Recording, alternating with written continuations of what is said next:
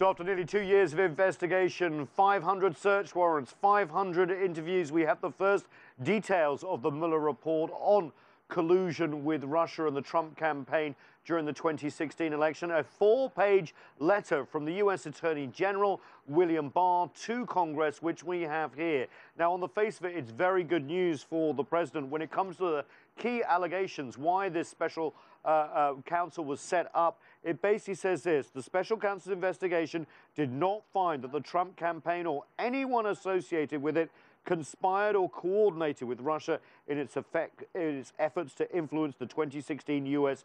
presidential election. One of the key reasons for this investigation, basically the Attorney General saying that the Mueller report did not prove this. Now, on the other main charge, about obstruction of justice. Remember, this investigation looked into whether the U.S. president may have obstructed justice by firing certain people like Jim Comey, the head of the FBI. Well, not as clear-cut. Let me read it to you. While this report does not conclude that the president committed a crime, it also does not exonerate him, says the actual special counsel's report quoted by the Attorney General. Why is that important? Well, Democrats are going to be asking for underlying documents. They're going to ask to see why the decision was made not to charge the president with obstruction of justice, because it is not clear-cut. But I can tell you this, that U.S. President Donald Trump, on his way back from his club in Florida, Mar-a-Lago, was ecstatic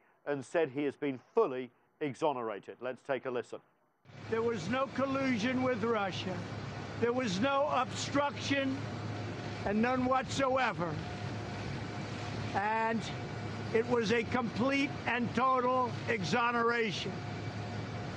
It's a shame that our country had to go through this. To be honest, it's a shame that your president has had to go through this before I even got elected. It began. And it began illegally. And hopefully somebody's going to look at the other side. This was an illegal takedown that failed.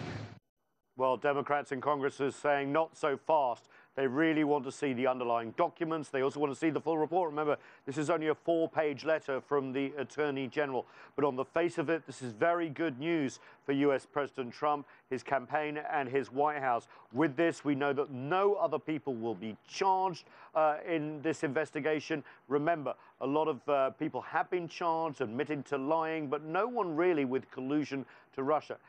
That said, there are other investigations swirling around this president about hush money payments, about his businesses, about other things. So the investigations into U.S. President Donald Trump will not go away, but this could be seen as a victory for the White House, at least for the next news cycle.